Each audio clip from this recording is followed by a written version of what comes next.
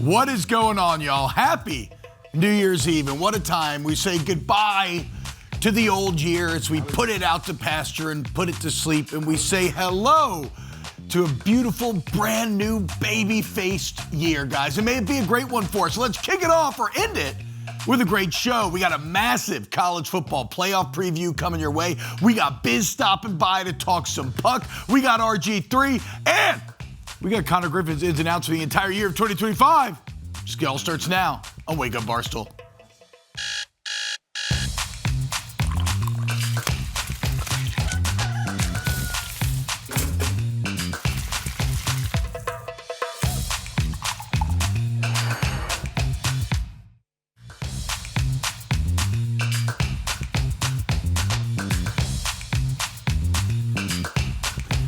No, biscuits. I was playing Bluey last night with me kids. It's an Aussie accent. You know what I'm doing one there, Brandon? What the hell is going on? It's 2026 down there in Sydney. Oh, really? Yeah. How about that? Right now. Just happened. Hey, shout out to all of our friends down under. Hope you're having a great 26. Look forward to joining you there in a what, about 17 hours, somewhere around there. Aye, Captain. Shout out to Ariel, by the way, from Melbourne, Ariel. Who is that? That is somebody in the tech room said give a shout out to Ariel. Apparently it's one of her friends who actually lives in Australia. So Happy New Year. Okay, happy. Yeah. I thought it was someone on your algorithm. No. I mean, hey, I'm sure there are plenty of them I could find, but KB, if I were going to Australia, I think the basic thing would be go to Sydney, but would you recommend Perth or Sydney or Melbourne? I heard great things about Perth. It's on the west. It's completely secluded from any major city. I think you'd do well there. I'd stay away from Melbourne and Brisbane and the Gold Coast. Not your scene. No, I don't think so either. No. What is your favorite piece of media to ever come out of Australia? Crocodile Dundee too. Okay. Yeah. That's a fair choice. Yeah. Kangaroo Jack. It's Crocodile Dundee too, guys. I'm a massive fan of the Chris Lilly comedies. Do you all remember those back in the day, dude? We Can Be Heroes. Angry Boys was okay. Summer Heights High. Summer Heights High. That was really the one that really broke big. Fantastic shows. I'm a big fan of the Punters. Crocodile Hunter. Yep, shout out. And whose son, I believe, just became a megastar in Dance with the Stars. Correct. Really? Yeah. I've heard. He had a pretty good 2025. Congratulations to him, guys. And congrats to us, pretty big 25, as we've started this new show, Wake Up Barstool, which I think is gaining steam. I think y'all are enjoying it. I feel good about it. T-Bob Aber, we got Brandon Walker, we got Ebo, we got Connor Griffin, we got KB behind the glass today, and we got a great show I've never watched it. planned for you guys. You never watched it? No. We blare it right outside of your office every single day yes, you do. on the replay 10 to 12. You very much do. Anyway, let's start. So Wednesday's always been college football heavy. Brandon's the number one college football personality in the world outside of Tom Fornelli. I myself like to consider myself. If you do that again, do what? I'll straight up leave. Do what? I'll straight up leave. What are you? I didn't wake up. Fornelli's I didn't hot wake right up and now. drive down here in the snow Also, for this crap. Sneaky tall guy, Tom Fornelli. Sneaky tall. He's hot right now. Illinois, the big win last night. I'm just. I mean, there's no way that Illinois has more SEC wins than Mississippi State in the past 2 years, right? Is this glass? Is that glass? What is it? 2-1? Yeah, It's 2 to not 1. like glass. I think it's plastic. Don't do it. Don't do it. Don't do it. All right. Okay. Anyway, Illinois plays a ton of SEC games every year. Yeah. we're gonna Only a get. couple. Look, we're gonna get into a lot of college. Oh my! Something broke. That was glass. Whatever you decided to That throw was glass. was absolutely glass. That was not a sound effect, guys. Although that was comedically perfect. Don't want to be a In terms person. of- Carson, get on that. I got to see the detritus. I didn't even throw it that hard. Connor punted it. Look how red Connor is. Oh my God. Connor punted it. That was that's tough. Bad hands. What if we just broke the whole studio for the last show? I mean, People are gonna think I threw that and broke it. No, you didn't throw it hard. I just tried to catch it and redirect it off my hands. Maybe we get like an instant replay of that. We're in many ways a very gambling forward company. Sure. What would the odds have been that Stu Feiner would not have been the first to break something here in the studio. Are you sure he hasn't broken something? He has not broken anything. That was the first broken piece of glass or pottery or coffee cup. Listen, you don't. We also have Kyle Bauer here, who is a pro at breaking things. Yeah. Is that fair? I don't know the KD I lore. grew up one of the best, yeah. I was a savant. I break a legendary breaker. I break a lot of chairs in my day. As you see, I'm rather portly to begin with, but I'm also badly distributed when it comes to chairs. Way too bottom heavy. And because I carry all this weight around, I tend to plop. And so chairs, beds, I'm also a big leaner. Yeah, I've broken plenty in my day. Beds, but not in a beds cool. is an impressive thing not in a cool way. And like it's the end of the day, and I'm so excited to get to bed that I jump on it, like I just belly flop on it. And if it's not a platform, if it's any type of frame, done. Absolutely. What would a cool way be? Yeah. That would feel. You know what I'm talking about. Herculean. Yeah. That is a lot of ceramic. That's not Santa, is it? No, it was a little coffee mug that was right. Okay. Yeah. Reminds me of the time our Michelin star chef put that on a stovetop. Put glass on a that's stovetop. right. Yes. Well, look, you Shattered know what? everywhere. Not our Mensa chef, though. You know what? Mazel tov. Happy New Year to us. Brandon ringing in the new year by saying out with the old, in with the new. And what is new is this 12-team college football playoff. And as much hand-wringing as there has been about it, the final 8 teams look fantastic. And so where I was going with all of this is a college football heavy show today. Let's dive into the games. And let's start with ones that we haven't talked about as much yet. I want to start with Miami and Ohio State here. Mm-hmm. Obviously, Ohio State kind of carrying the #1 ranking all year long, looking unbeatable, fresh off a championship last year, looked so competent. But then in the Big Ten championship, and you can even say in Texas, right? The kind of bookends. The 2 times they played great defenses, especially that Indiana defense. The offense was found to be a bit lacking. They looked much more vulnerable and fallible than they have in any other part of the year. And, well, you look at this final 8, guys.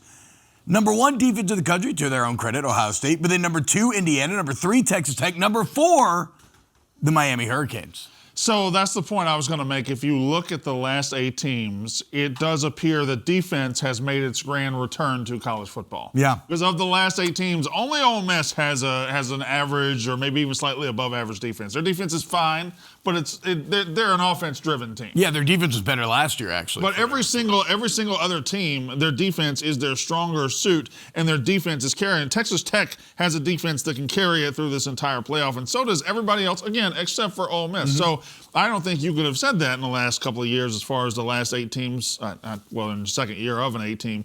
But you couldn't have said it last year. You couldn't have said it in 4-team playoffs over the last 10 years. I think defense made its glorious return to college football, or at least the top of the sport this year. And in this game, you get signature pass rushers, too. Yeah. Oh, yeah. Bain and Arvell Reese. So. Yeah.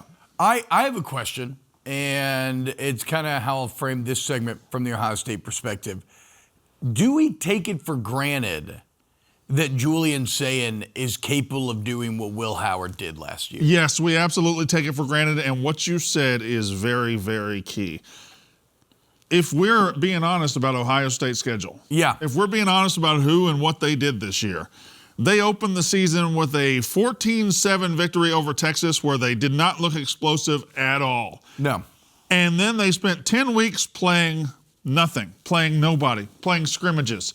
And then they played an Indiana team that has a very good defense, and they once again didn't look explosive at all. So what's the truth? Is it the 10 weeks where they were running up the scores against, not running up scores, but they were scoring whenever they wanted to against, nobodies? Or was it the first week and the last week that we saw? So let me pose a question in response to that.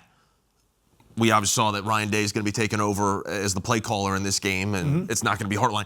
Does that give you more confidence, considering the fact that when Ryan Day was calling plays, he was one of the best in the sport, but it has been some time since he last did it? Obviously, last year was Chip Kelly. This year it's been Hartline. I kind of like the fact that he's going to be calling plays. I think that gives him an edge. I would say I'm either confident neutral there or maybe a bit less than. Not as a not as any sort of slight against Ryan Day, but that changing anything up at this portion in the season for a young quarterback feels like it's going to be hard for me to frame that as a positive. Okay. When him and Hartline were, but again, I'm probably more just neutral on it. Like, I do think Day's talented enough where it probably just becomes a wash and not a huge element, in my opinion. But I just think that, like, the run that Will Howard went on last year was legendary. And he was executing at such a high level against so many good teams throughout the playoffs.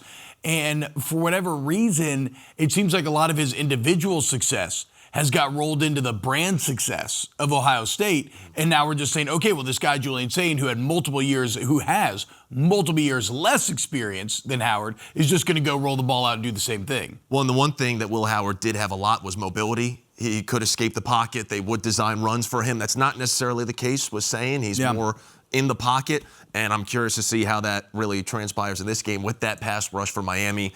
I don't know if Julian Sain's going to be under too much pressure. I don't know. It's going to be very interesting in that aspect. The way Miami ended that A&M game was crazy. They basically just ran it down A&M throw with Mark Fletcher Jr. I don't know if they're going to be able to do it as easily against Ohio State, but I thought that was very impressive against basically a very talented front from Texas A&M. Well, and let's get to the Canes then, because like we said, like, I believe that Miami's defense will acquit themselves well. I think they'll do enough. I'd be a bit surprised if Ohio State's offense got dominated or got shut down again to the level that they did against Texas and Indiana. Like, I think Miami will have to create more offensively, so that is the question.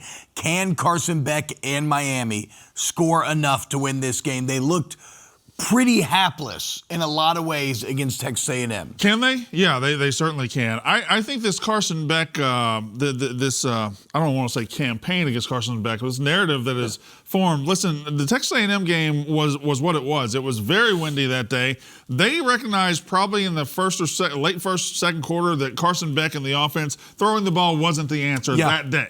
Mm-hmm. And they decided to go all in on Fletcher and all in on that. He still has Malachi Toney on the outside. Still got C.J. Daniels. Like, he's got receivers. This is a guy. He's 38-5 as a starter. Mm-hmm. This isn't somebody who's off the street and he just happens to be the quarterback of the Miami Hurricanes. He's been here before, and he has done great things in college football, and we act like he hasn't. And I think that's weird. I think he just says he goes back to the chronic doofus face type thing where you make a mistake and people look at your face on the sideline and you're like mouth's a bit agape.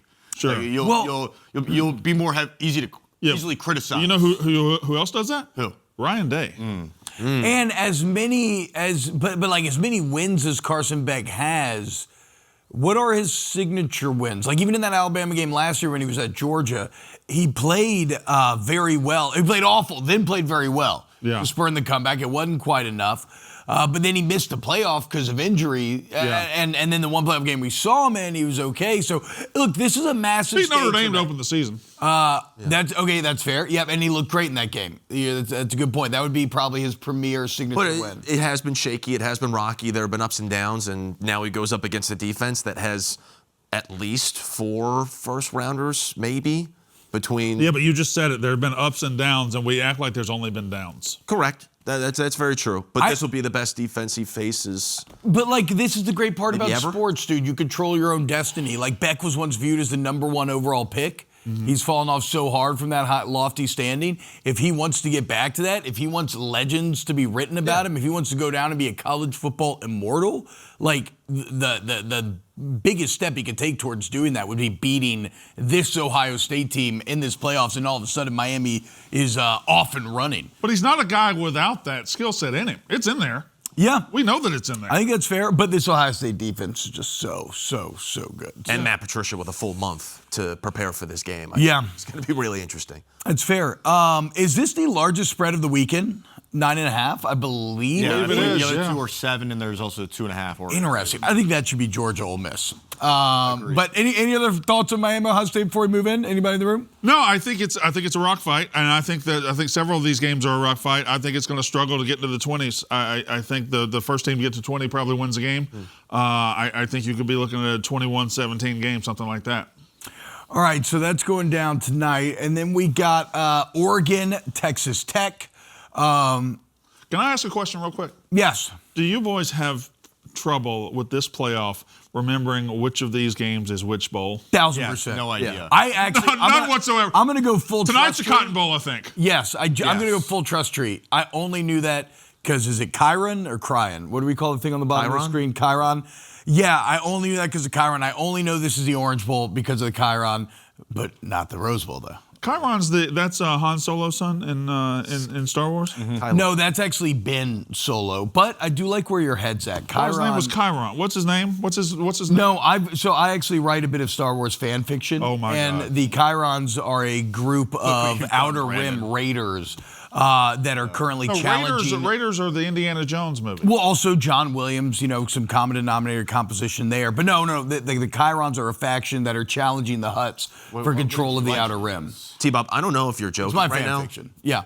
I would love to read that fan fiction. I mean, if you actually do write it. We're spinning off the top of my head. I've always wanted to be a DM. Maybe we do a little tabletop Star Wars RPG there, Connor. That would be good. Brando, you want to join in? I'm looking for something else to throw. Do you have It's a your lint roller fault. back here? Yeah, I do have a lint roller back there. Now, this sweater, pretty safe, Yeah, this sweater, you can pour anything on, you'll be good. Anyway, guys, lock in. Because this is the Orange Bowl, okay? What is? This is Oregon, Texas Tech. Yes. Man, in my mind, this one is the hardest to parse. The teams feel so even. I think both have elite defenses, with Texas Tech having an edge, in my opinion, because of their how disruptive the front is, led by Bailey. I think both have very good offenses, with Oregon having a bit of a raw talent edge, and I think I trust Dante Moore maybe a bit more than Baron Morton. But God, this one feels very close to me. So let's ask a very fair question. How much of Texas Tech's dominance is due to the fact they were in a much worse conference than Oregon? I don't. Because we're going to find out. I don't know if the answer is 100%. I don't know if it's 0%. I don't know. They dominated a very good BYU team twice. I don't think anything about Texas Tech is fluky, and they dominated the conference to such a degree. I'm a firm believer that the gap between, and we're seeing this in bowl season, that the gap between these conferences is not as large or black and white as people want to make it out to be. I would agree. And Texas Tech is very complete. I know we focus so much on that defense, but the offense has been a juggernaut as well. They're scoring points out the wazoo. I do worry about maybe if you pressure Morton. I think I trust Dante Moore under pressure. Yeah, a little bit more than Morton. I think that's true. But I don't know. So far, they really haven't faced many scenarios. We've seen several defenses shut Dante Moore down. That's also true. Penn State did it. Iowa did it. Indiana did it. We've seen it happen. Well, time and time again. James Madison in the fourth quarter. People forget about that. Yeah. And Texas Tech would have a defense that would be. He did play in the fourth quarter. Better than the other. Well, this is the first quarter. That's a mean highlight to pull up. That was 2 minutes into the game, Devo. This is also the first quarter. We can't be showing That's these just a pass in the flats. You couldn't stop that. My point. JMU was just finding they were finding their rhythm. At this point. I mean, listen. Oregon's defense did give up 500 yards of offense, regardless of when it came in the game. Tell me about that has to count for something. They were bored to death. I'm sure they were bored to death throwing a fade ball up 34-3 and getting picked off. Yeah, I'm sure they were bored to death and not trying. Why are you getting? They're all angry? Big Ten safety. Oh my God! Look how open he is. Yeah. Hold on, time out. We don't need to adjudicate JMU Oregon. Yes, JMU did a fine job. They covered the spread. My point is that Oregon gave up 500 yards of offense. Yeah, they're not some. That has to be some level. I don't know. Okay. No, Evo, I don't. You're not concerned even a little bit. The games don't matter anymore. I guess. Why didn't other teams do it in garbage time then? If it's so easy. I don't know. If it's so easy to put up 500 yards in garbage time, why didn't everybody do it? I love this, Ebo. It's not everybody was. You know what's great? You know what's great? We saw a Big 12, Big 10 game last night, and the Big 12 team started their starting quarterback. The Big 10 team sat their starting quarterback, and the Big 12 team won. I don't think that's that. Oh, it's actually the opposite. The Big 12 team played the backup quarterback and beat a Big 10 team. Texas Tech can compete in this game. I think they can score in this game. I agree. No, I agree. I'm picking Texas Tech to win. I really like Texas Tech in this. I'm picking Texas Tech to win. The only kind of fly in the ointment to me, and even though it's a younger talent right now, and they've been very good still, is that when you're talking about just pure NFL talent and prospects, like Oregon's 1A, 1B with like Ohio State. Yes, but Texas Tech went out and spent a lot of money on their Yeah, no, they got great talent as well. Yeah. I'm just talking like Oregon has like first and second rounders all over the place. Texas Tech has a lot of it available. And I love the Texas Tech linebacking crew led by Jacob Rodriguez. Did you see the tweet, Brandon, of the Tombstone tweet? No. All them. Oh, it's great. Texas Tech football put it out there. Anyway, so here it is, guys. We got a couple more college football games to preview on the other side of the break. Don't go anywhere. Carson, sweep up. More Wake Up Barstool on FS1.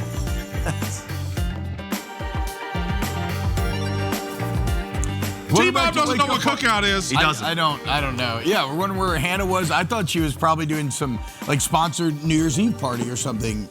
But y'all are like, she's at Cookout. Okay, I was like, okay, cool. What's Cookout? I don't know. Cookout is a fast food restaurant in the Southeast, mostly in Carolina and over in Georgia and whatnot. I grew up in Georgia. I've never heard of Cookout. And if you're hungry at 11:30 at night, you go to Cookout. $6 will get you everything on the menu. Yeah. KB, was this in West Virginia? No, it's like the Abraham Lincoln of Southern fast food. It's a staple in the South. Georgia probably has dozens. I grew up in Georgia. I've never seen a Cookout. Are they new to the party? They're relatively newer. I mean, I've lived in Louisiana the last 18 years. We definitely don't have a Cookout. Starkville has one. Okay. Well, my bad then, guys. My bad. I should have known. Starkville's got one. T-Bob, can I pitch you on an idea? You go to a fast food place, you get a cheeseburger, and you're like, you know what I want on the side? I want another cheeseburger. Yeah. You know what I want from the other side? Another cheeseburger. A third cheeseburger. I do like that. And you know what it costs you? $5.99. No way, it still costs $5.99. Yes. Dude, it's an incredible spot. If it does, I'll sing their praises because fast food prices are out of control right now. I mean, I remember back in college, my favorite hungover meal, we would do a cheeseburger feast, where you would take There's 47 cookouts in Georgia. Good God. And I bet most of them are around Atlanta. Never been. But we used to do these cheeseburger feasts where you would just, me and my roommate, we both take $20 each and we'd go to whatever fast food chain we wanted, buy the 99-cent double cheeseburgers and just get as many as we could. And KB, it's a pretty incredible feeling to just pile 25 to 30 double cheeseburgers on a table and begin to consume them. For satiation, for sport, for challenge. For just hungover, yeah, just to eat something while you're, watching TV, recovering because you're in college and your life means nothing and you have all the free time in the world to do whatever the hell you want. Maybe playing a little video games and whatnot. Like, yeah, maybe a lot of people tomorrow will be having cheeseburgers. Playing in the NBA. Mm-hmm. Yeah. You can do that on the side. All right, Jeremy, producer, I get it. Alabama, Indiana. Now, this is probably the most interesting. It's also the Rose Bowl, the granddaddy of them all, Brandon Walker's favorite bowl. And here's the deal with this game in my mind.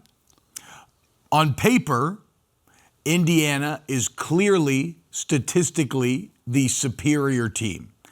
I think also, if you look from a matchup perspective in terms of strengths and weaknesses, that Indiana is a particularly bad matchup for Alabama. My problem is, for the last 20 years, I've watched Alabama consistently succeed on this stage. The gray matter of my brain has been infected by the Tide. Here's what Kurt Cignetti had to say about whether or not his players feel the same way about this Bama mystique that has been built over the last couple of decades.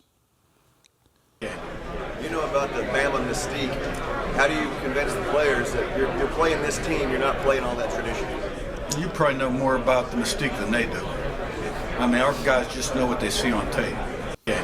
Ooh, classic Cignetti, even the cocky wink from the previous answer to kick things off. Brandon, how do you feel about Cignetti saying that? Look, Bama Mystique, these guys are young. They don't care. Yeah. They just see the tape.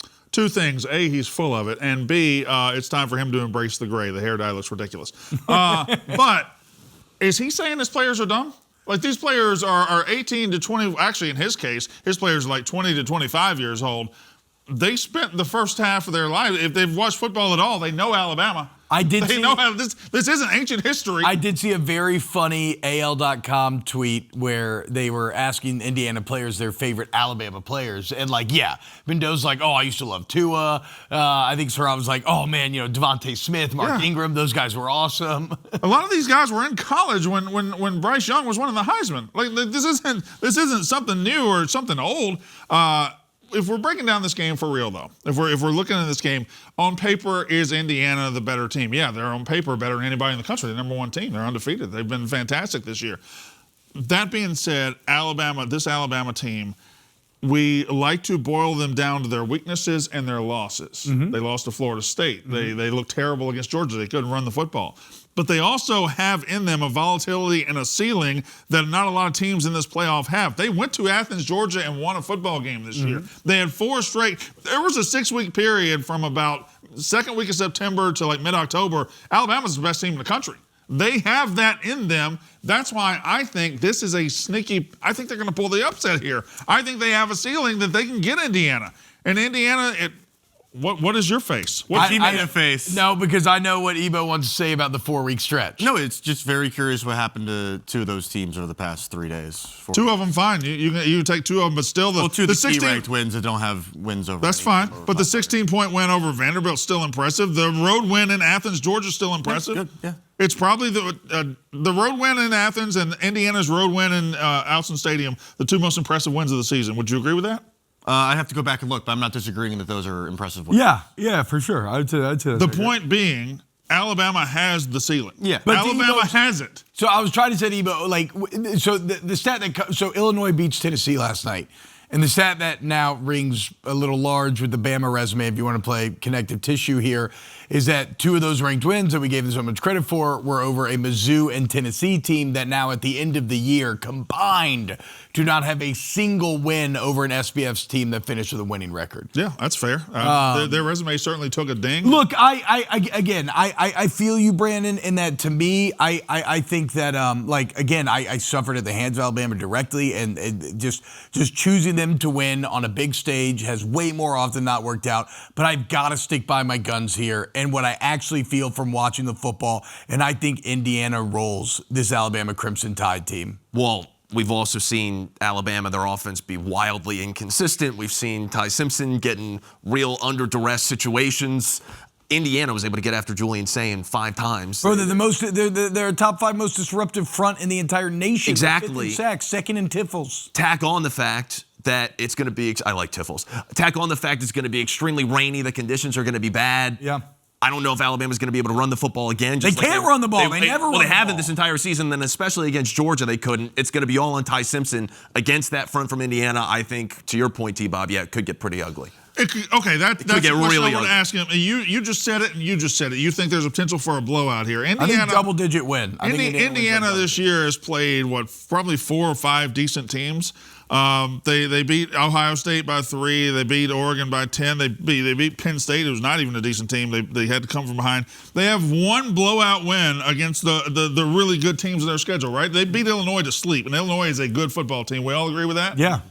They did it once in 4 or 5 tries. I think they beat Oregon pretty badly. Like that pick 6 made that game and then how did they respond to the pick 6? They came down and scored a 3rd goal. Beat them by 10 points. That's fine. So well, no, but I'm saying I think they like the same way that it was a 10-point win in which they completely controlled the game, I could see that that's almost exactly what they were in a 50-50 game with Penn State. They were in a 50-50 game with Iowa. They were in a 50-50 game with Ohio State. I don't see, on this stage, not being in a 50-50 game with Alabama. Yeah, but Alabama, I mean, if we want to play that same game, Alabama has actual losses on the resume to a terrible Florida State team, getting their ass kicked by Georgia in the SEC championship. Doubt Alabama at your peril. That's what I say. Yeah, I agree. I also think you're doing a little bit of. I think he's doing a little bit of a technique here, guys. Mm-hmm. A little bit of technique here. You ever you ever study like the gold rush? No. Right. KB, are you a big gold rush guy? I'm getting into it, slowly. So you means go he out just there, Googled it for the first time in his life. Or it could be oil rush. Any where you find a barren crop of land and I think there's gold up in these hills, and you plant your flag there, and it's real estate that not a lot of other people want, and chances are there's no oil, there's no gold, whatever. You're going to be forgotten in time. But if you strike it big, all of a sudden you're immortal. So a lot of people right now, Indiana's hot, everybody's picking him to win. You see some unexploited real estate over there on the Bama side, you're planting your flag. If Indiana wins, I told you Alabama sucked, whatever, who cares, move on. But if Bama wins, all of a sudden, look who's got the gold. Number one football personality. You act as if I can't take both sides of every single game that's ever played. This ain't my first rodeo, buddy. That's what I'm saying. There's no one better. Yeah. How do you think you get that banner behind you, T-Bob? Banners don't just show up out of nowhere.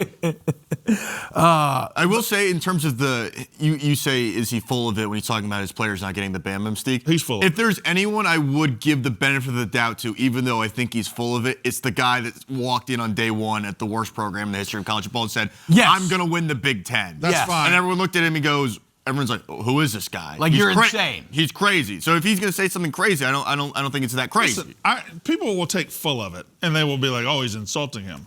You know, who are the most full of it coaches that we have? Yeah, the best Sweeney, coaches, who won 2 national titles, Nick Saban, Kirby Smart. I mean, Lane Kiffin. Like these guys win football games. So that's not really an insult. It's just acknowledging that they will say things they don't believe. And they will say it to make their team react one way or their fan base react a certain way. And that is what he is doing. Agreed. So now I'm going to go back to your coaching hire rankings, and I want to see who's the most full of it because it's going to adjust it probably how will I be, feel about that. Probably be almost 1-1. Because Kyle Whittingham, I don't think he's full of it. I don't either. So I might lower him in my rankings. But we haven't seen Kyle Whittingham at Michigan. I think they might inject him with full of it. He has one meeting with Dave Portnoy. He just comes out of it as full of it as anybody in the world. All right, let's get to the last game on the docket here, and that is the Sugar Bowl.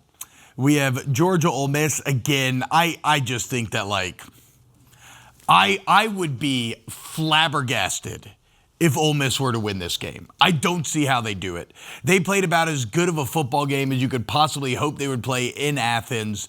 They still got dominated in the fourth quarter, end up losing the game by double digits.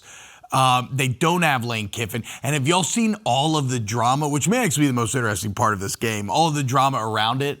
Apparently Lane Kiffin and Governor Landry are talking about how they might go watch this game in a suite in the Superdome. You have six LSU assistants who are going to be coaching for Ole Miss. You also, though, now have the former interim LSU head coach Frank Wilson and LSU GM Austin Thomas, who are at Ole Miss. Both sides are tampering with each other's players. The game's in Louisiana. The off-the-field issues here are almost more interesting than the game itself because I do think Georgia rolls here. Yeah, and it's not just an Ole Miss thing. Ole Miss is playing without his coach, and again, Ole Miss scored 6 straight touchdowns the first time they played. I keep bouncing back between 5 and 6. I think it's 5. It was 5 perfect drives. The 5 perfect drives, they still lost by 8 points. That being I said, said double digits. I apologize. This Georgia team is different than when they played the first time. This Georgia team, like I said, they lost to Alabama at home. For the first 6 weeks of the season, they were finding themselves, and over the last 6 weeks of the season, they found it, and they have been rolling pretty good. So, it's no disrespect to Ole Miss. I don't want to live in a world where they win this game, but I think Georgia's a different animal. And playoff Georgia, they've been here before. They've been here before, exactly, on this stage. Where this is Ole Miss's, it's everything to them. I do love Trinidad Chambliss, and if Ole Miss is going to shock the world, it'll be because of Chambliss, but then you look at the quarterback on the other side, and Gunnar Stockton to me so representative of this Bulldog team this year. A bit more nameless, faceless, but deadly, consistent, and effective all the same. Kirby Smart and the Bulldogs roll. All right, when we get back, guys, Griff-Ins and outs. Why? For 2025. Speaking of breaking things, what are we leaving behind in 25? What are we bringing forward in 26? It's B-roll. It won't break live, Brandon. Shout out Mama Griff for liking my hair. I'm having a bad hair day, Mom, but thank you. Definitely shout out Mama Griff. Stop. I do, don't I? You do. So if I pass out too many compliments, does that kind of lessen the impact of Yes, because nobody believes it. Well, I think you're full of it. So I will say this. Yeah. I will say this. This is my favorite segment every single week. Thank you, T-Bob. And I may say that about a few segments, but it's because, like my children, I have trouble choosing between them. You've said that about Davey Day Trader. You've said that about the Fashion Report. Let's be clear. Davey Day Trader never breaks my way. I've almost got delisted twice during Davey Day Trader. That's bad. I've got a lot of stock down. Kyle, you see this? You see this over here, Kyle? I see it, yeah, but I don't hear it. Now, I do say that about Thursday Night Football Roast. Sure. So it's probably those two competing. Okay. Anyway, the point is, guys, it's time for Griff's Ins and Outs New Year's edition. Connor, what are we leaving behind in 25, and what are we bringing in to the very sci-fi sounding 2026? Great setup, T-Bob. My first in, it has to be. It was the first thing that came to mind. Chalamet! Timothy Chalamet. Chalamet! Is on an unprecedented run right now. Yeah. Obviously, he was earlier in the year the star of the Knicks games where he's on the sidelines. He has the ultimate ball knowledge. He's talking about ECW. What was it? One night stand, last night stand? What was it? One night stand. One night stand. Wait, he even has wrestling knowledge? He knows My everything. favorite pay-per-view is an ECW pay-per-view from 2006. Whoa. He What? is just the ultimate ball knower. He's now in Marty Supreme. He's been on just an all-time press tour. He's on top of the Sphere in Vegas. He's doing British drill rap. He's just doing everything. Yeah, that's right. He's doing what? British drill rap. Is that Timothy exactly Chalamet what I chilling. think it is? British drill rap? Trying to stack 100 million. His girl got $1 billion. Didn't heck? he like? What a wonderful Didn't feeling. people think that this white UK rapper was maybe already the kid. him? Yeah. And then he showed up in the video. Yeah. Wow. So he's just on top of the world right now. Marty Supreme getting rave reviews. Saw it last night. Unbelievable flick. And if you think it's going to stop in 2026, you're dead wrong.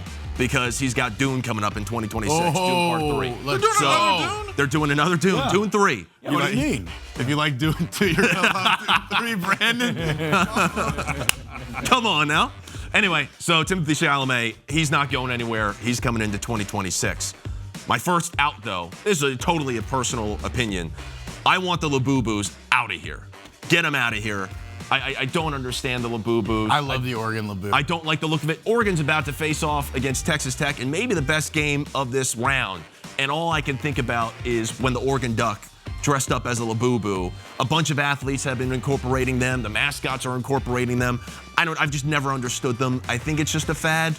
And if I had to guess, we're leaving them behind in 2025. I don't know. There's just something wonderfully nostalgic to me about a toy fad. Now, granted, this one's been co-opted by maybe too many adults, so it's like Correct. trying to find like a Tickle Me Elmo or something. Yeah. My son, apparently, because we bought Labubus for the kids like a couple months back, he opened like a $500 Labubu. Which I don't understand. I love a good ultra rare. I love a good like blind box ultra. I think it's the card game fan in me, like Magic and Yu-Gi-Oh and everything. I love when you can pull a legendary. Brandon, any thoughts? What's your next one? I Next one. had Tabasco growing up, Hey. Brandon. What? The very rare Beanie Baby Warthog. Why would I have known? Razorback. Why would I have known? You don't know what cookout is, but you know what a rare Beanie Baby War Dog. Oh, I love Beanie Baby. We were talking hot sauce. Yeah, so did I. Brandon, you're going to love this next one. Probably not. My next in, it's K-pop Demon Hunters. K-pop Demon Hunters. That's still in? Yeah, it's so, dude, it's more in maybe than it was 6 months ago. They were performing at the halftime show, the Snoop halftime show on Christmas Day. I mean, athletes have been getting in the mix. George Kittle has been dancing along to K-pop Demon Hunters during games. Adults are now in on the wave. It is such a strong force. It's the biggest Netflix movie of all time. Really? Yes, yeah. Damn. In terms of views, in terms of everything. It's just a cultural phenomenon. It is this generation of kids. They are frozen. It's going to be prevalent for years to come. The soundtrack is also electric. Not that I've listened. It's Not very that good. I've listened to the soundtrack. My oldest daughter's too scared to watch it, though, but I'll get around to it. Well, how would you know it's electric if you hadn't listened? That was a weird thing to say. Never listened to it in my car. Never blared it at full volume, singing along to the words. Don't accuse me of ever doing that. It's like me with Alicia Cara. I love that music. Yeah. Well, And so, hey, producers, calm down. We're going to let this Griffins and Griff-Outs breathe a little bit. What do we got? well, my next out, kind of similar to fads of 2025. This one was by far the biggest. It's 6'7". I think we're leaving this behind. Yeah, we got to kill it. 6'7". I just wanted to show that clip again. That's my favorite clip God, of 2025. That's the only reason why I put this in there. But are we taking Hoopify into 2026 with us? Absolutely. Okay, great. Yes. Even though he's kind of stealing my beat on both the sliders and so he's into sliding culture now and gloving culture, which I've been into them for a while. What are either of those things? Gloves are big. Gloving's huge. They disappeared on my feed about a week ago. They're massive. I've been watching Infinite Puppet for 8 months. Time out. Yes. What is sliding culture? It's you put on these like metal knee pads and elbow pads and gloves. Fine. And What's gloving culture? It's like EDM. You have the gloves with the lights on them. Oh, and yeah. All the like. Oh, that sounds like something you'd be. Yeah, I've been a victim. Yeah. Of the gloving culture? I've been entranced by many a Korean girl in the Brooklyn Mirage. Yeah. And boys. Yeah. They. Gender neutrals. The only thing I don't understand about sliding culture, maybe somebody on the internet can answer it for me. It's all very gothic. Every sliding team is themed in like horror, like horror masks or like graveyard stuff. I want like a jubilant sliding team. Oh, hey, maybe we could carry that into 26. Shout out Hoopify. My next in, it's perfect timing. It's Shedeur Sanders. He was the talk of the draft. He was in the talk of the offseason. He was number 5 in jersey sales in the preseason. Now everybody's getting his jersey for Christmas. This father is on the verge of tears because he loves Shedeur Sanders so much. He has won over the city of Cleveland. I think he's going to be a big-time name in 2026 as well. Shadussy. He's on just a great Brandon, run. hold it up. Hold it up, Brandon. No, there's just nothing that can make a Browns jersey look cool, is there? I think Shedeur Sanders can. I think they do. You think that jersey looks good? That didn't look good at all. I think it's so plain as to stand out in this age of. That family has all matching pajamas. Thoughts? Are you? I bet you're a matching pajama family. I have not done it with my family yet, but growing up, yes, my mom was a big fan of Christmas PJs. Yeah. For the crew. PJs. Yeah. Oh my God, Brandon. What? The way you know if it's cool is if you see it at a day drink this fall. Oh, okay. Correct. Sure. Well, my last out before we go to break. I hate to do this. Is it Brandon's football status? This guy, we talked about him multiple times during this show already, and he introduces himself always as the #1 college football media personality in the world and the universe. The banner in the background is from 2023. He's still been holding on to this now for 2 years. We're going into 2026, coming off of a year for Brandon that was not very favorable. It's fair. And Big Game Boomer doesn't even exist. And Big Game Boomer doesn't exist. I'll catch this one, Brandon. I don't think you will. Throw it. Do it. Anyway, that's my out. Yes! There we go. We're in. Ins and outs for 2026. There we go. Connor Griffin, thank you so much. I feel so much more prepared now. When we get back, wrapping up hour 1, hour 2, going to begin. Hey, Australia, hope 26 is going well. Let us know. Tweet at us. Who's the guy that's always tweeting us the gambling picks? I like him. That's Stu Feiner.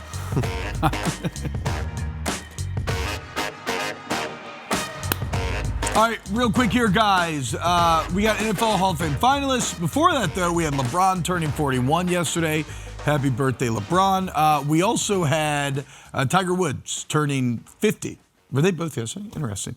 And the question is, do you want to see Tiger on the Champions Tour, or do you just want to let him retire and be healthy? I gotta put a pin in this. I want to ask you the birthday question after the break. We need to take a long time with that. Yes, I want to see Tiger Woods thrashing anybody on the golf course. I was reading about his surgeries this morning, and like when you see it all laid out in one block, I mean, let the man rest. Yeah. He's got 7 back surgeries, 5 knee surgeries on the same knee. He's got multiple Achilles surgeries. Like, his body is begging him to quit. But his vocation is playing golf. That's what the rest of us do to rest. But not when you have the torque that Tiger does. You know, like, can he play it in a chill manner? Or does he only know one speed, full speed? Question. Yes. His going on the Champions Tour, wouldn't that affect his being a fan and a supporter of the Charlie journey that's about to happen? True. Another great point.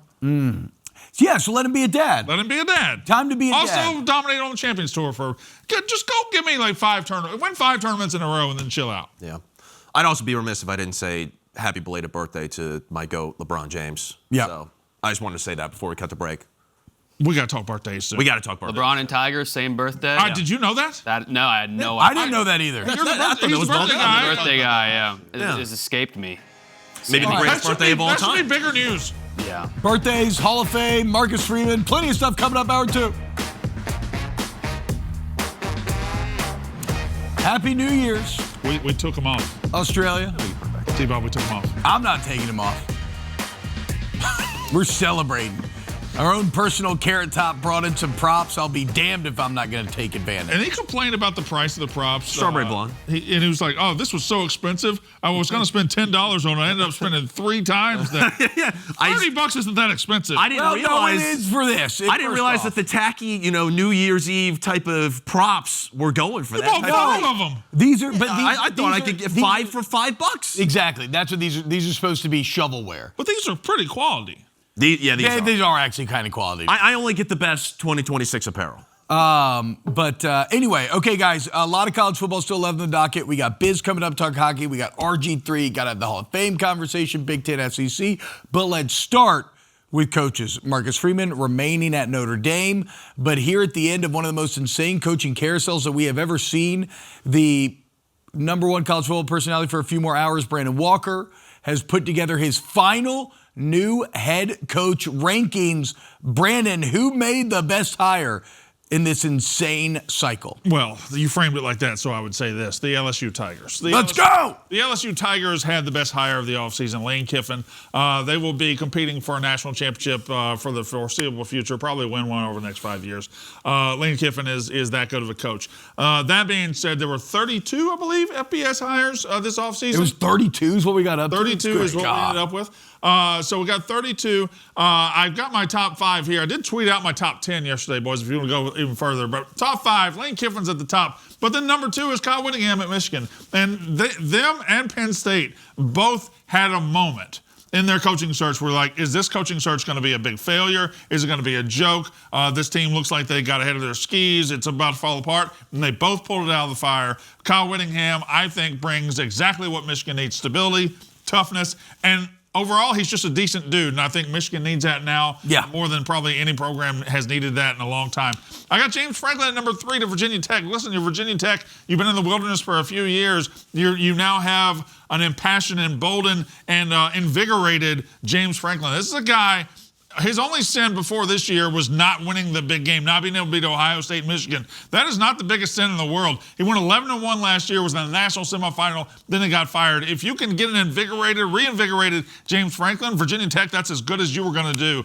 Matt Campbell to Penn State, another one where Penn State looked like they were going to be a joke, and they ended up getting a good coach. And I got Pat Fitzgerald, Michigan State, at number 5. And really, I don't know if in 2025 or 2026 he is a top 10 coach, but I know that he got railroaded at Northwestern. It's one of the things we've talked about the least. He should never have been fired at Northwestern. Now he gets a second chance at a place that needs some sort of stability too. So he was pretty bad at Northwestern at the end. He was. But again, he didn't get fired because he went 1-11. He got fired for hazing. Almost cussed. He got fired for reasons that were a little bit ridiculous and ludicrous. It is funny, though, because in that Northwestern hazing story, they were talking about, like, putting on scream masks and, like, spanking each other, which a lot of that's just the boys having fun. But I do like the idea of, like, a terrible team that can't win a game being like, it's time to enforce the culture. Yeah. Steve, did you bring the mask? Okay, come on. After practice, it's time to put on the ghost face mask. I think going further at number 6, I had Florida. I had John Summerall. Thank you very much. I had John Summerall at 6. I know I had Charles Huff at 9 for Memphis. I thought that was a really good hire for them. Oklahoma State's hire, Eric Morris. Yeah, I think that was a very good one. I was told to ask you about Washington State. No. Okay. Let me tell you something. I have realized that a lot of my problems in life are self-inflicted, and God, I have too. Geez. And away from Twitter, my life is just perfect. It's wonderful. It's great. Family, everything. Got a big house on a lake. But then I get on Twitter and I just say the dumbest stuff. And last night I was like, I did my top 10 hires. A Washington State fan was like, "What about our coach?" And I was like, shut up, Washington State fan. And every Washington State burner in the history, I was up to 1 a.m. arguing with Washington State people. You realize how depressing that is? Bro, but do you know how much the people of Pullman care? Like it's the saddest thing because they've been relegated to the outlands. But like That's all Pullman has. The Cougs love the freaking Cougs, and they just so desperately want to be at the party still, and college football has denied them entrance in so many ways. I have Bob Chesney, UCLA, Eric Morris, Charles Huff, Brian Hartline. Now, can we do a full of it audit? Because I'm not seeing a lot of full of it in the top 5. I'm seeing one full of it. Wait a minute, Lane Kiffin's full of it. James Franklin's pretty full of it. You think he's full of it? Yeah, I think he certainly is. So who's... You're right. I don't think Whittingham or Campbell. Campbell might have it a little bit. Fitzgerald and Whittingham don't have it at all. Charles Huff needs to be higher. He's full of it. He's full of it. I think Summerall might have a little bit of it. I mean, he likes Ben Mintz, and nobody actually likes Ben Mintz, so that's full of it. I love you, Mincy. You got. You don't have to say love you, Mincy. I do love Mincy. The dude's going to another widespread Panic concert tonight. He's going to the Sugar Bowl tomorrow. We're here at 5 a.m. He's working. Doing what? Doing content. And there's my coach list. Connor, thoughts? I like it.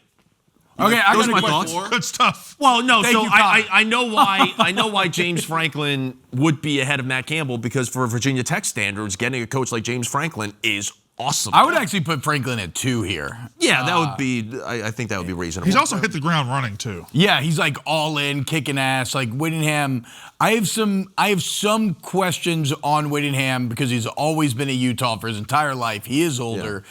Can he keep up with the Ohio State machine? We'll see. Out of the top 5, who has the most bust potential?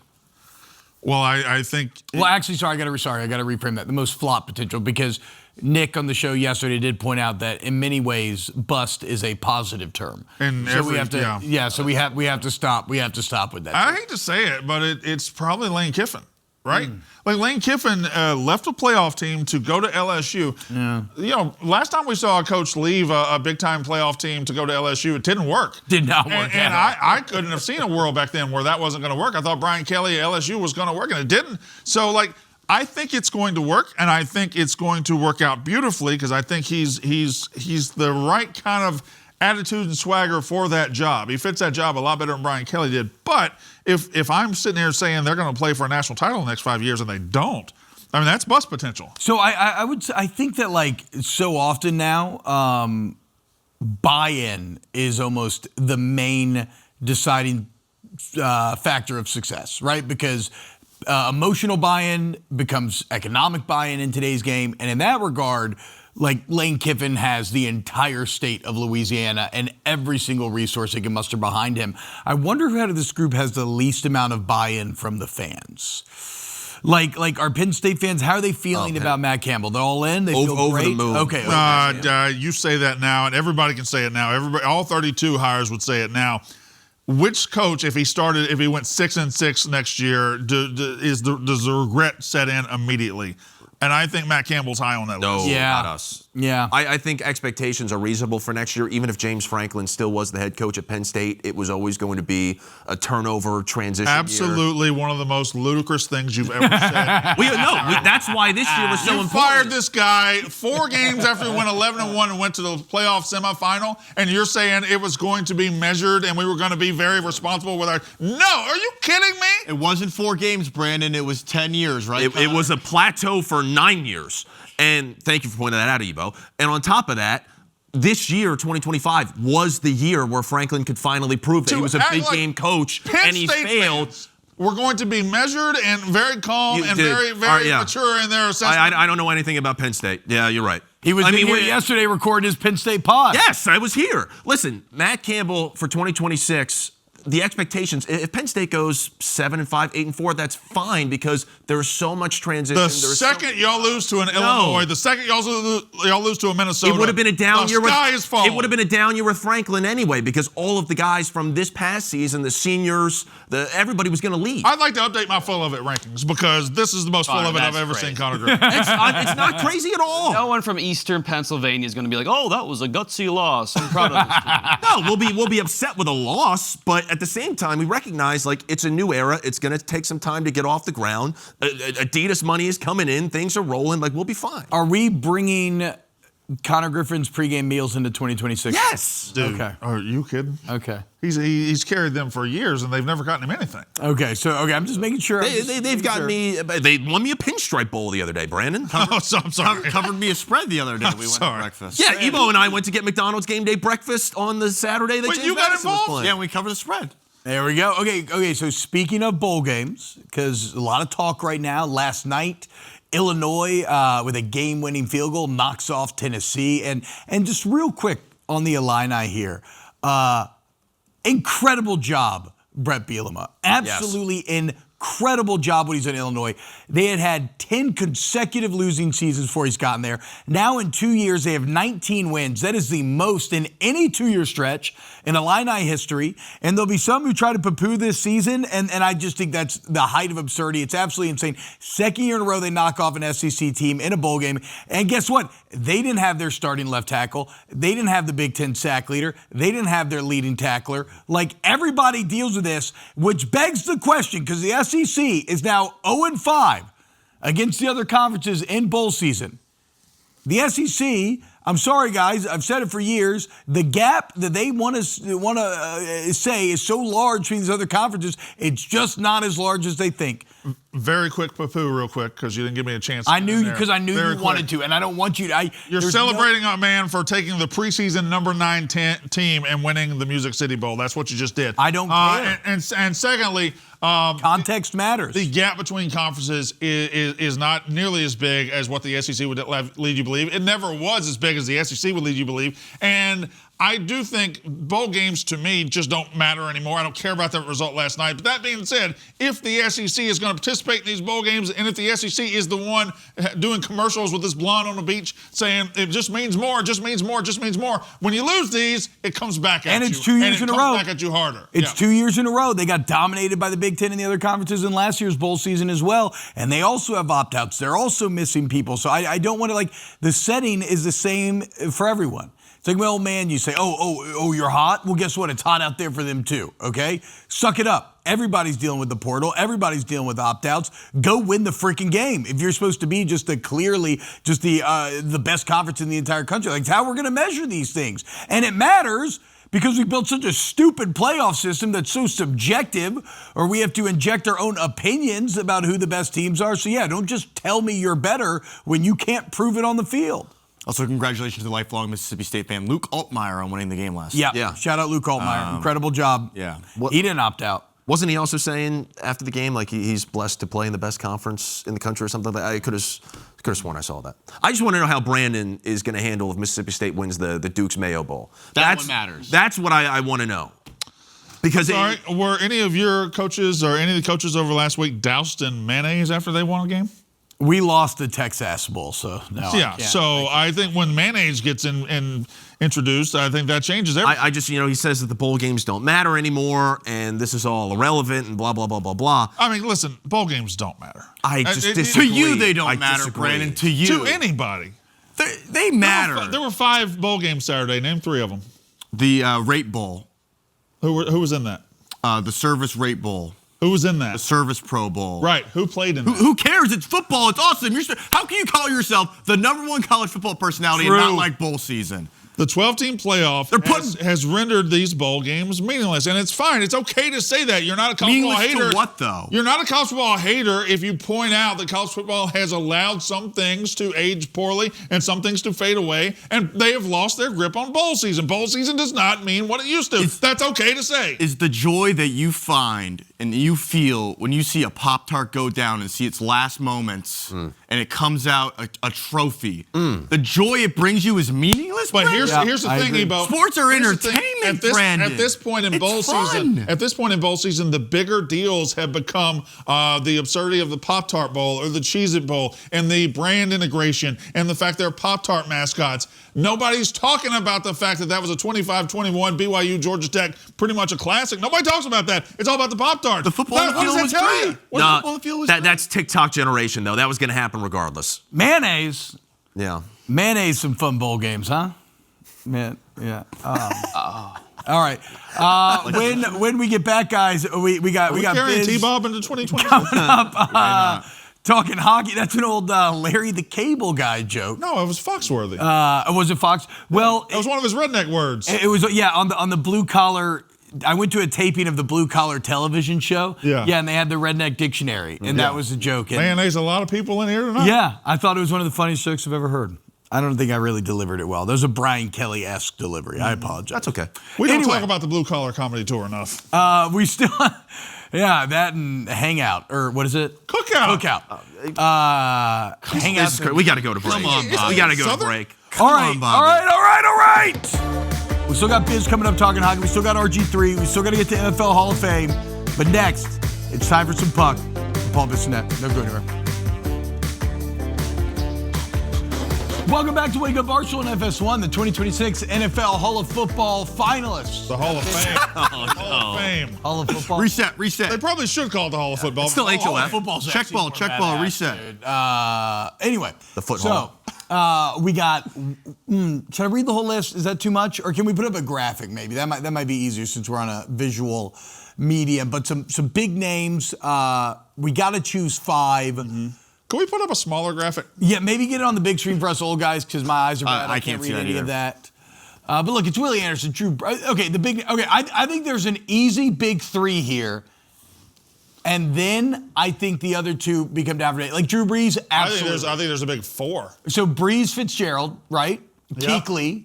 I think Frank Gore is, second all time in rushing or third. Okay, you think Gore's automatically? I think Frank Gore's going to get in, whether he gets in this time or not. But yeah, I think there's a lot of big names here. But would you agree that Brees, Fitzgerald, Kuechly are an automatic?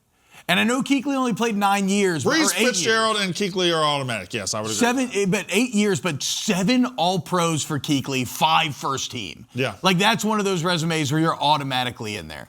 I gotta say, this looks like a loaded class. I think you ought to put 10 guys in. Yeah, I was gonna say, outside the guards and tackles, I know nothing about to extent of their play. I would put all these guys in the Hall of Fame. Vinatieri, got to go in. Oh, Terrell Suggs should be pretty close to automatic, huh? Terrell Suggs is great for a long time. But let's talk about who's getting in this year. All right, Brees, Fitzgerald, Kuechly. For sure. Done. Bullet. Done. So who are you spending your final 2 spots on? I got to go probably Gore and Suggs, but he's right. Vinatieri also needs to get in. He's all-time leader in points. The greatest kicker of all time. Yeah. Does Jason Witten do anything for you? He does, but he doesn't like if you say, is Jason Witten a Hall of Famer? I say yes. If you say, I have 5 spots, are you putting him in one? I would say no. Yeah, kind of Witten, Reggie Wayne, and Torrey Holt all kind of exist in the same sort. And even Suggs, in a lot of ways, exists in the same way. Eli's funny because you know Eli's going to get in because of Super Bowls, but I do still kind of want to. Such an average quarterback for his entire career. Yeah, exactly. It's like you still want to make him wait a little bit. He's an average quarterback who won 2 Super Bowls. My fanhood makes me want to put Jari Evans in there immediately. People probably don't appreciate how dominant he was in terms of offensive line play, him and Willie Anderson.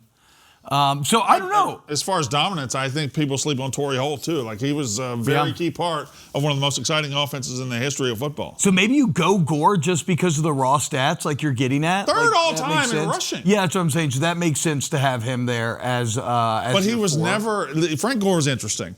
He's got this longevity that nobody has anymore at the running back position. Yeah. Ever. Nobody has it. He had it. But was he ever a top 3 to 5 running back in the league? No. That's what I'm saying. He's a bit of a compiler. But that is a talent and something that should be celebrated in and of itself. Yeah. And, I mean, durability in the context of had just horrific knee injuries in college, right? Yeah. Did he tear both of his ACLs and then somehow still go on to have that level of career? So I don't know. Maybe it becomes almost less interesting where those final 2 spots, you can make so many arguments that I'm actually okay with almost anybody who fills those final 2. Yeah, I don't think you can go wrong with any of these. And we're disrespecting, I believe, guys like Kevin Williams, Willie Anderson. I mean, these are all Marshall Yanda, who's behind Connor's big head, so I couldn't see him. Wear a size 8 hat. I need to ask you a show question real quick. Yes.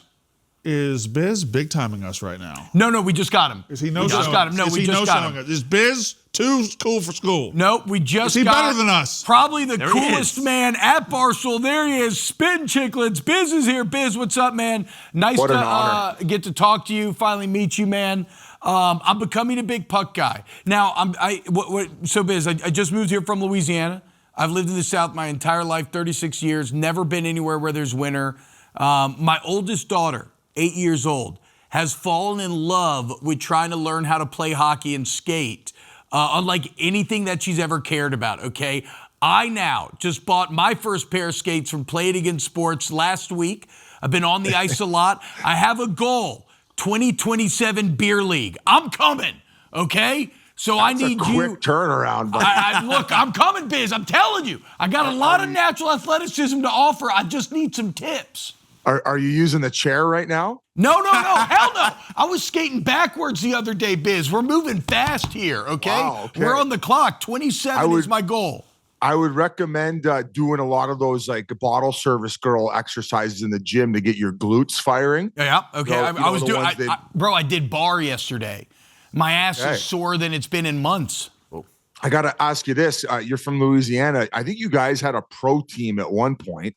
I'll have to look that up in one of the lower leagues, but who's going to be your NHL team? We had the New Orleans Brass way back in the day, and then there were also the Baton Rouge Kingfish, named after Jimmy P. Now we have the Baton Rouge Zydeco, which I used to go to those games. I don't know what level it's at. It's the same level that the Monroe Moccasins are in. You'll be playing there next year.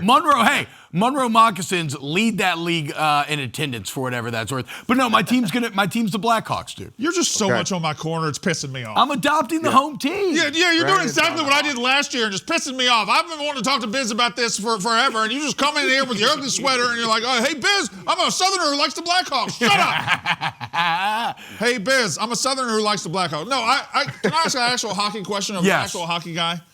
I think the most under-talked about story in American sports right now are the Colorado Avalanche. We're not talking about, they're 29-2 in regulation. They're 29-2 in regulation. Yeah. Their goal differential is 66. Did we know they were going to be historically good?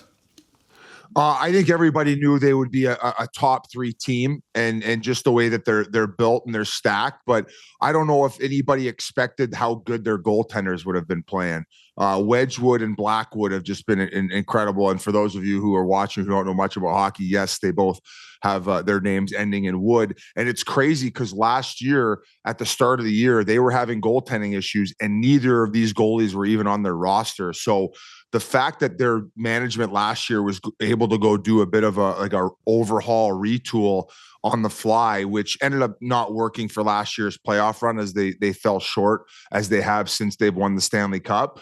The goalies have been incredible. Cale Makar, who even if you're a casual hockey fan, like maybe not at this point right now, because when Bobby Orr came in and what he did, he revolutionized the position.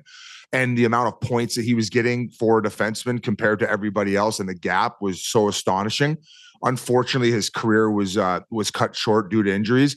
I think if Cale Makar is able to stay healthy and continues to do what he's doing right now, he'll go down as the greatest defenseman of all time. And he's not the only one. Like they have other great defensemen. They got Brent Burns, who came over from Carolina.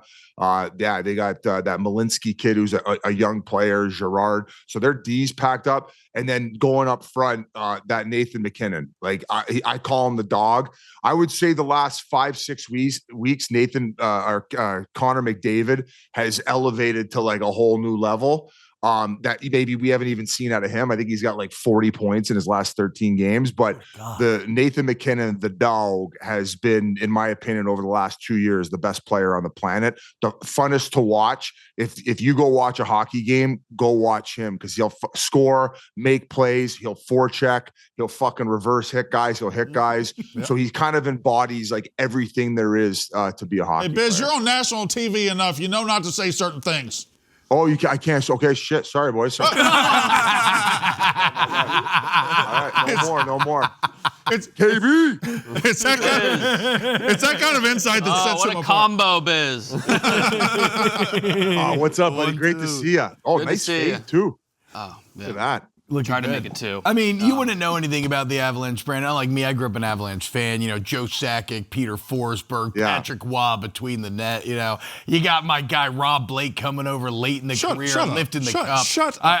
It was big in my child. I love them, dude. But now I'm adopting the Blackhawks, like I said. And look, Chicklets is a great way that I'm getting into the game, but as anybody else who's coming in new to the game, what are my kind of daily resources? Like how can I stay on top of everything and really start to learn the NHL? I would just typically try to focus on the best matchups, like find out who the top 10, 15 teams are, find out when they're facing off against one another. And that's like the best hockey you're going to watch. Now, you're very fortunate in the fact that you're just getting into it now because this is an Olympic year. And it's been I want to say it's been 12, maybe 16 years since the NHL players have played best on best at the Olympics. Like Nathan McKinnon, I think even Nathan McKinnon and Connor McDavid had never played in the Olympics. So wow. I would definitely hop on that. Obviously, you're American and you're going to be rooting for them. And you probably saw all the chaos that ensued from the Four Nations. I don't think the violence to that degree will carry over, but the passion will be there. There'll be more countries represented. And in my opinion, it's the best game of the world. So definitely tune into the Olympics and get fired up for that. But a lot of crazy things have been happening. Like this year, the second best or third best defenseman in the world, depending who's asking, Quinn Hughes, was traded with basically a year and a half left on his contract from Vancouver to Minnesota. So sorry about the screen moving around, boys. I accidentally clicked the button and it just it's that green thing on the center stage top right. It's very annoying. Okay, so here in the back, the guy that just snuck in, this is Carson. His technical title is Keeper of the Studio. He is from St. Louis. He's a massive Puck fan. He's a massive Blues fan. Unfortunately, I hate the Blues.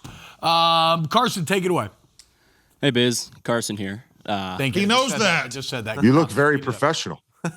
He's only 21, and Thanks, he's one Biz. of those classic. He's a T-Bob, good let me kid. get to the question He's here. a good kid. Biz, oh, wow, jeez. We got something big going on. International play right now. The World Juniors still going on right now.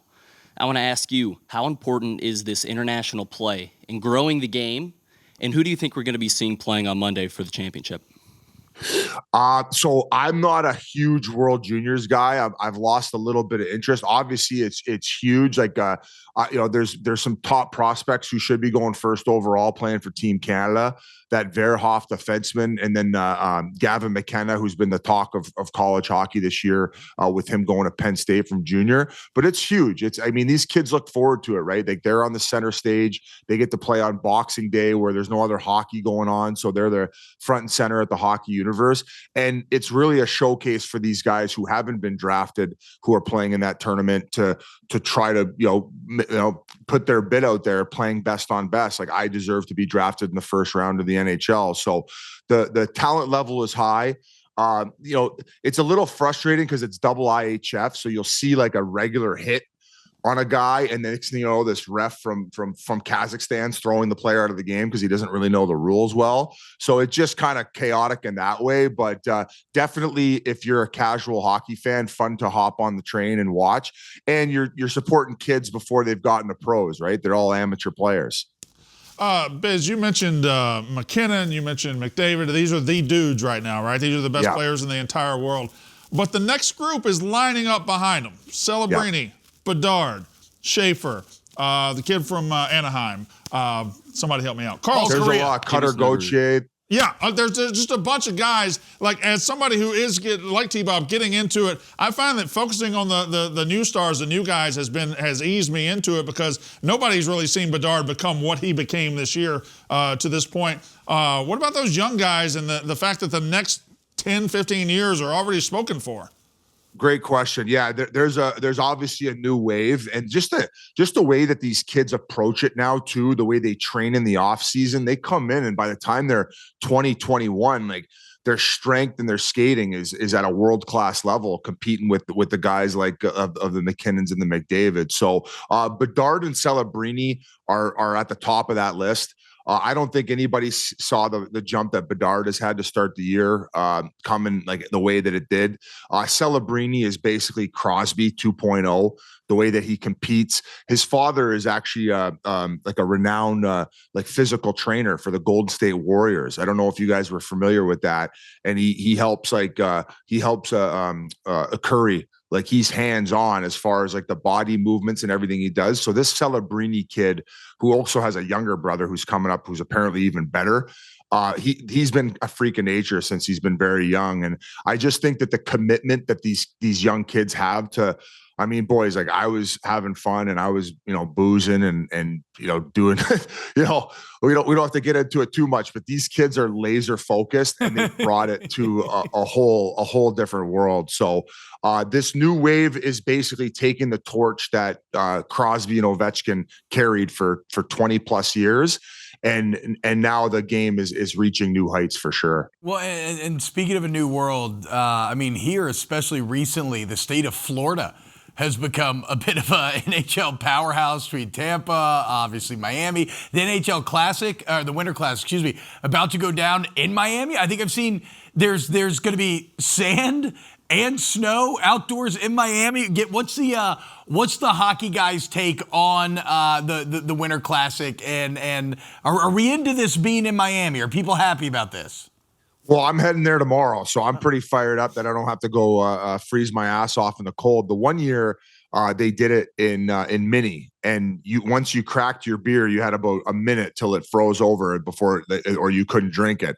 So the fact that they're doing there, it's awesome. It's clear that they're trying to continue to grow the game and feed off the momentum of these Southern teams. Like Tampa won 2 cups within the last 10 years when they won it. I don't think they. Or maybe they did go back to back, or at least they won 2 in a 3-year span. And then obviously with Florida being to the finals the last 3 years. So they have the stadium series is going to be in about a month. And I think it's just before February, and that's going to be in Tampa. And then you have the Winter Classic in Miami.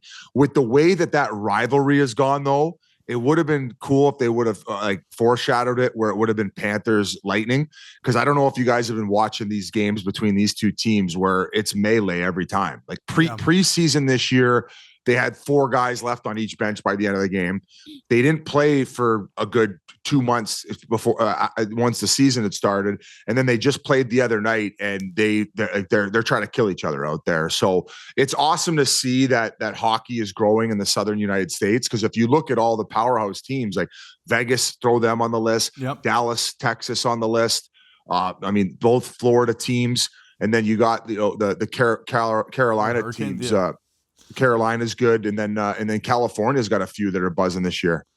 Biz, I got a Chicklets question because obviously a monster podcast and an awesome show that you guys do, but you have taken a lot of heat over the years over your habits of ordering food and stuff, and they've made fun of you for the way you do this at a restaurant, the way you do that. Yeah. And now you guys just had a sandbagger come out, and we saw that Ryan Whitney takes the crust off his Uncrustables. Yeah. There's no crust. I'm glad you brought this up, Brandon. Yeah. Well, you've taken a beating over the years over your restaurant habits. I always thought it was unfair. Literally. What about this? It's an odd move. It's an odd move, and it's definitely a conversation starter. As one who is the most painful orderer, and my eating habits are some of the worst on the planet, I'm going to sit this one out. But if the internet wants to take a hold of the fact that, I feel like they already did that for you, Whit. But he's, for whatever reason, doesn't like the somewhat crust on the Uncrustable. If I did this, though, on the course, him and Yans would torch me. Correct. So I just want to let it be known that I'm going to sit this one out. Wow. And be a good teammate. Bigger man Biz. Look at that. Yeah. Taking the high road. Politics. That's what he's doing. In many ways, kind of the ultimate Uncrustable. Biz, can't thank you enough. I look forward to picking your brain more about, getting prepped up for the beer league and whatnot. Everybody listen to Spittin' Chicklets. Whatever, you already do. It's bigger than this show. So Biz, everything's bigger than this show, too. Congrats on everything you guys have done there to kick off this show, and appreciate you having me on. And now with more hockey and the Olympics coming once football's over, buzz me anytime. It'd be an honor to come on and join you. Let's go, baby. We definitely will do that, Biz. Thank you so much, man. Coming up next, speaking of football, let's talk to the #1 college football personality out there, Robert Griffin III. Oh, you guys. About the impending playoffs. RG3 coming up next here on FS1. What's happening, guys? Welcome back to Wake Up Barstool here on FS1. And right now, it is time to talk to one of the best college football personalities, as well as one of the best college football players of all time, as evidenced by the trophy right over his beautiful Stetson there. Heisman winner, RG3. RG3, what's up, man? How are we doing today? I'm doing great, T-Bob. How about yourself? Doing well, because I love your background. I'm a massive nerd. We were just breaking it all down in the break. We got DBZ back there. We got Marvel back there. We got a little bit of everything. Favorite DBZ character of all time? Yeah, my favorite is Goku for sure. Hell yeah. I would say that Piccolo and the Namekians were the black people in the show, and they blew up our planet. So I don't know why they did that, but I'm definitely a Goku guy, more so than a Vegeta guy. We always see, I was always a Vegeta guy. I respected his motivations, right? He was always looking out for number one for whatever that's worth. Could never get across the finish line. I would say this. We actually, when I played LSU back in the day, we loved DBZ because, RG, is it not? It's very reminiscent of football, how the Saiyans train. You know what else is reminiscent of football? You beat your body up, you come back Football. stronger, you got to put yourself through the ringer. I just wish I had a hyperbaric time chamber, dude. So, Exactly.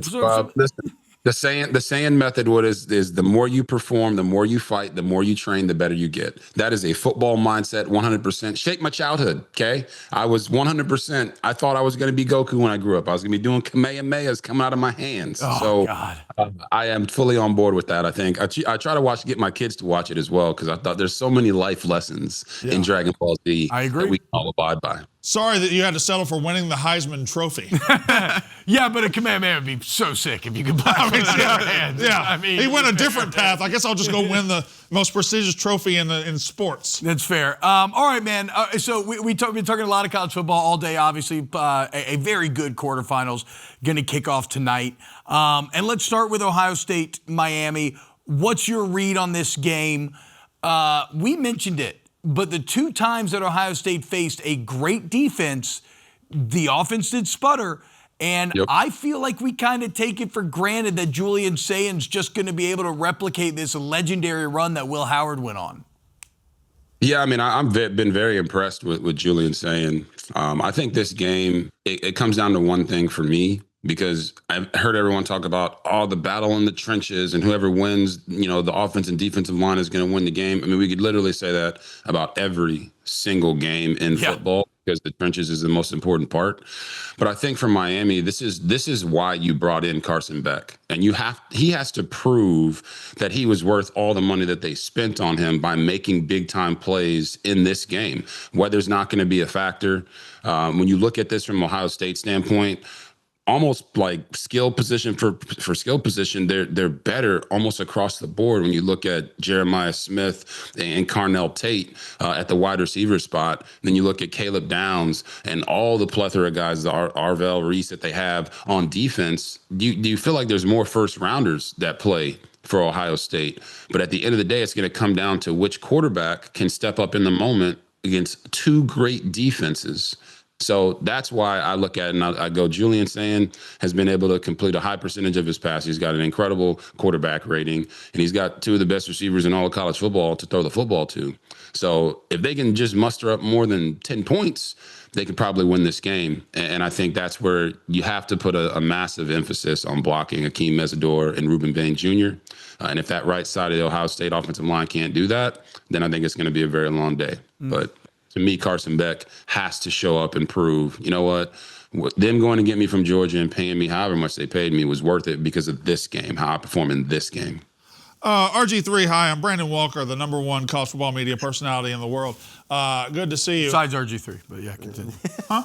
What? He's a DBZ guy. Anyway, question is tomorrow, and we can even include tonight. You have the underdogs here. You have Miami. You have Texas Tech. You have Ole Miss, and you have Alabama. Those are your four underdogs. Last year, the lower seeds won all four of these games. I don't anticipate that happening this time, but if you were going to pick one of these underdogs to win one of these games, which one would you choose?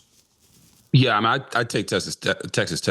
We can bypass the conversation of the teams that had the buys, coming out sluggish. Because, I think that's real. When you don't play for dang near a month, it can affect your rhythm and your timing of everything. But I look at this from Texas Tech's position and say, what don't they have on both sides of the ball? I know we talked about Ohio State's pass rush and Miami's pass rush. I think Texas Tech has the best pass rush in all of college football. You look at David Bailey, Romello Height, Lee Hunter in the middle. Talking about Jacob Rodriguez, who should have been in New York for the Heisman Trophy. Yes. Wasn't there. Ben Roberts, who probably should have won MVP of the Big 12 championship game on defense. But I look at them offensively as well, because so much attention is paid to that defense. I called a couple Texas Tech games this past year, and I've never seen someone rush as hard and physical as David Bailey and Romello Height do from the first level or the second level. So I think that type of pressure that they're going to be able to put, on Indiana is going to make it very difficult for the Heisman Trophy winner, Fernando Mendoza. But on offense, you're talking about Bear and Morton. They got receivers that are not just big and physical, but also extremely fast. Coy Aiken, their third receiver, most of the year led them in receptions because so many people were paying attention to their top two guys, and also Terrence Carter, their tight end, who basically is a wide receiver as well and a mismatch for everybody. So I haven't even talked about the running backs, Cameron Dickey and Williams. So I think for Texas Tech, they play a style of football that is very complementary, and they're hard to stop. I think Baron Morton's health was an issue all year. For a fact, I know it was an issue all year. So the break for him probably helped him get a little bit more healthy than people expect. And I think they have a chip on their shoulder. All the money that was paid for the roster, and they paid their way to the playoff, and it's like, well, now they're in. Now they can prove that they truly belong, and I think that they have the best chance to do that. Yeah, I mean, it's just a great matchup with them in Oregon in terms of strength on strength in both regards. Now, in the Rose Bowl, this Indiana-Alabama game is very interesting to me because statistically, Indiana far superior. I think from a matchup standpoint, Indiana is particularly bad for Alabama, like in terms of exploiting their weaknesses. And yet, I do find that there's almost this instinctive Bama brain in me, RG3, that causes me to be like, but I mean, it's Alabama on this stage. You seem to have so much success. How do you score that one? Yeah, and appreciate that, T-Bo. That's my fault. I meant to say Dante Moore in Oregon. We're not in that. Yeah, but I mean, look, maybe it was just a little Freudian slip. I just thought it was looking forward to the semifinal. I thought you were just looking ahead. We're always going to acknowledge when we have a slip up. So for sure, I definitely was meant to talk about Oregon going up against Texas Tech. But for Alabama, Indiana, I think this is a game. Stay with me for a second, okay? I think this is a game that is going to play on the psyche of the college football fan. Yes. Because if you're just a casual watcher, you would say, oh, yeah, Alabama's going to win this game. Alabama's definitely the number one seed. Who is Indiana? And that's where I think Curt Cignetti excels the most. And he gets his team ready to play. Similar to when Dan Lanning had the pregame speech against Colorado a couple years ago. Remember that? And like everyone was talking about Colorado and Dion and Shadur and Travis Hunter. And, he kind of came into that game to prove a point to blow them out, like make it to where they don't belong on the field with them. And I think that's the approach that Cignetti is going to have in this game, because it's a big moment for Indiana to truly prove to the casual college football fan that they belong, that they are the number one team in the country. And that Alabama's reign of terror on college football, although we as football fans know it's been over for a few years now, this is their chance to fully stamp that. And it's also Alabama's chance to show that, hey, Ryan Williams is going to bounce back and he's going to play well. And, Kalen DeBoer, all the talk about going to Michigan and going different places, Penn State, he's the guy that replaced Nick Saban and can lead Alabama to a national championship. So I look at this one and I say there's probably more fans that don't believe in Indiana that believe in Alabama just because of the name. But that name doesn't travel with you in between those white lines. It might on the jersey, but it's not going to make people play you less hard. And that's why I think in this one, Indiana's just a better team. Hey, Robert, Griffin III, Connor Griffin here. Just a couple of Griffs, chopping a couple of Griffs, a couple Griffins, you know what I mean? Yeah, it works out. You brought up the national championship right there. Not to look ahead too much, but we're going to look ahead. Who do you see ending out on top after this whole bracket plays out? Jesus, that is a very tough and difficult question. Crazy. I hate to put my guy Griffin in that spot. No. I have all year. I got to preface this by saying all year I thought that that Indiana was the best team in the country. And, they proved it in the Big Ten championship game, by beating Ohio State. A lot of people were looking at last year and saying, well, look at what Ohio State did to Indiana last year. And I actually believe that the semifinal game between who my picks are to get there would be Indiana and Texas Tech. Yeah. That to me is a pseudo national championship game because I believe whoever wins that game is going to win the national championship. Okay. There you go, Ohio dude. State and Hell Georgia on the yes, other dude. side. I love it. And I think I'm inclined to agree. RG3, thank you so much, man. Hopefully we can do this again in the future, but thank you for joining us. You're the man. Have a great day, brother. Happy New Year, by the way. Happy New Year, guys. Appreciate you. Great job. All right, one more segment left in 2025 here. More Wake Up Barstool. Heisman Trophy just chilling in the background.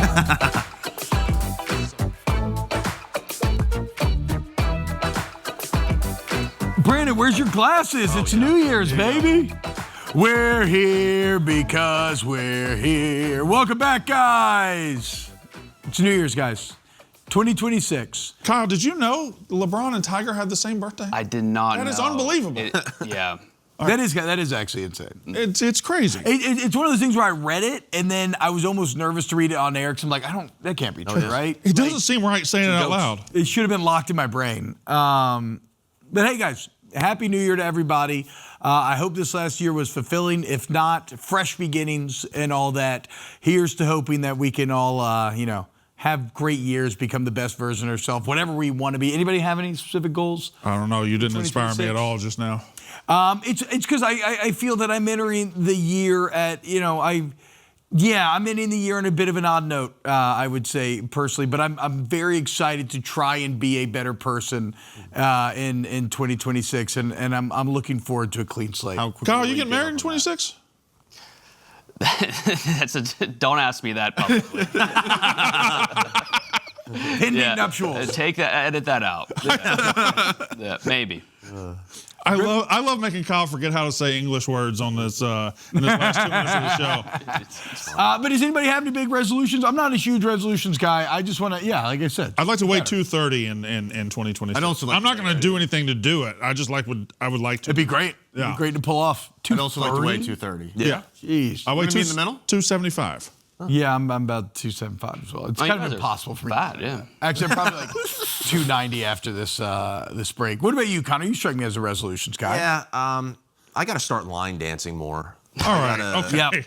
Yeah. I think that's the one thing I need to get into. He's right. I got to be a line dancer. I got to be a line dancer. I think it's my calling. I think in 2026 I got to check it out. It's a world that's been untapped for me, and I think I could really get into it. Yeah, maybe I want to make a joyful sliding team. Like that'd be talking fun. about earlier. Change the culture a bit.